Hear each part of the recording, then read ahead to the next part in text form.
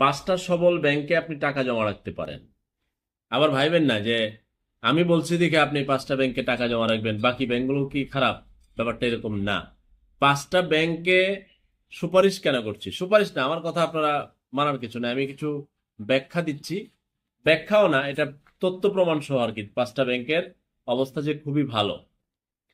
আপনি জানেন গতকালকে একটা নিউজ প্রচারিত হয়েছে যে 945 কোটি টাকা ঋণ দিয়েছে পাঁচটি সবল ব্যাংক, যাদের তারল্যের পরিমাণ অনেক বেশি এবং খুবই ভালো। এই পাঁচটা ব্যাংক চারটা দুর্বল ব্যাংকে ঋণ দিয়েছে। সারা জীবন তো আমরা শুনছি মানুষ ব্যাংকে যায় ঋণ আনার জন্য, যদিও সাধারণ মানুষকে ঋণ টিন দেয় না। চুর চুট্টা ছিনতাই চাঁদাবাজি লুটতরাজ খপ্পরবাজ, এই রাজনীতি ধান্দাবাজ, দলীয়, এদের কাছ থেকে এদেরকে ঋণ দেয়। যার কারণে তো আপনার অনেক ব্যাংকের তলা খালি হয়ে গেছে। এটাই নিয়ম। তো সাধারণ মানুষ ব্যাংকে যায় ঋণ আনতে, এবার ব্যাংক গেছে ব্যাংকের কাছে ঋণ আনতে।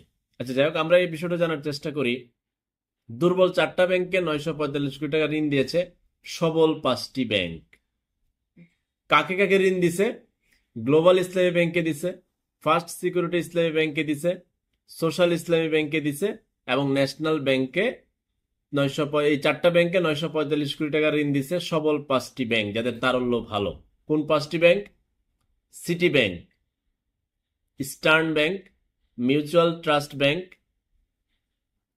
ডাচ বাংলা ব্যাংক, আরেকটা হচ্ছে বেঙ্গল কমার্শিয়াল ব্যাংক।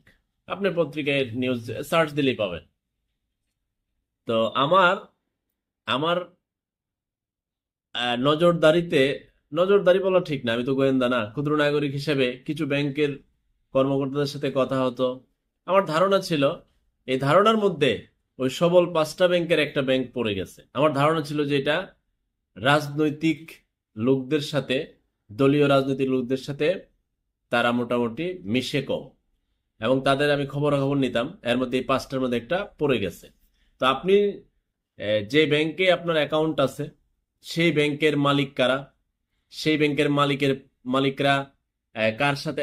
ব্যাংকের মালিক বলতে আমি একটা কথা বলি, ব্যাংকের মালিক কিন্তু ওই পরিচালনা পর্ষদের কয়েকজন না, ব্যাংকের মালিকই জনগণ। 90% জনগণের ডিপোজিটে ব্যাংক চলে, কিন্তু জনগণের হেডম থাকে না, ব্যাংকের মালিক বা পরিচালকের হেডম থাকে। মনে হয় যে হেড টিয়া ব্যাংক চালা, জনগণের ডিপোজিট টিয়া ব্যাংক চলে।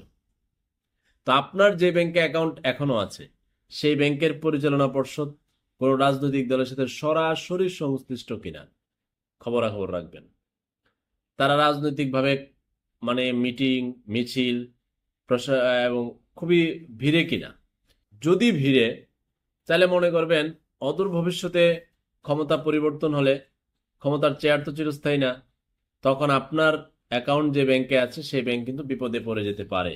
আপাতত তো এই 24-এ আমরা এসে দেখলাম কি, এস আলম সরাসরি বিগত রাজনৈতিক দলের সাথে জড়িত ছিল এবং সে লুটপাট করে সোশ্যাল ইসলামী ব্যাংক শেষ করছে, ফার্স্ট সিকিউরিটি ইসলামী ব্যাংক শেষ করছে, তার 6টা ব্যাংক শেষ করছে, ইউনিয়ন ব্যাংক সহ। ইসলামী ব্যাংকের ওইখানে জোর করে ঢুকেও প্রায় 50% লোনের 50% হ্যাঁ নিয়ে গেছে, 78,000 কোটি টাকার মতো।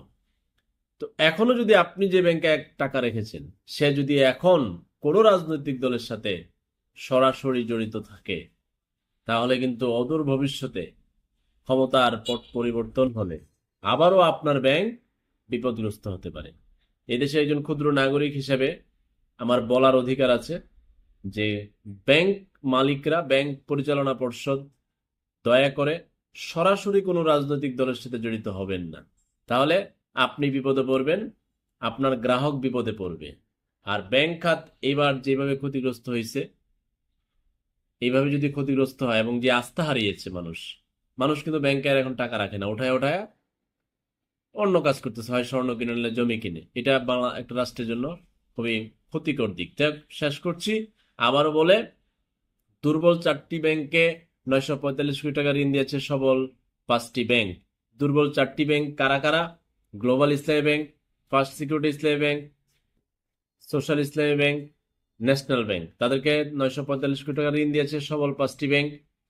সেই পাঁচটি ব্যাংক কারা কারা? City bank, mutual trust bank, stern bank, Dutch Bangla bank, Bengal commercial bank. সবাই ভালো থাকবেন। আল্লাহ হাফেজ।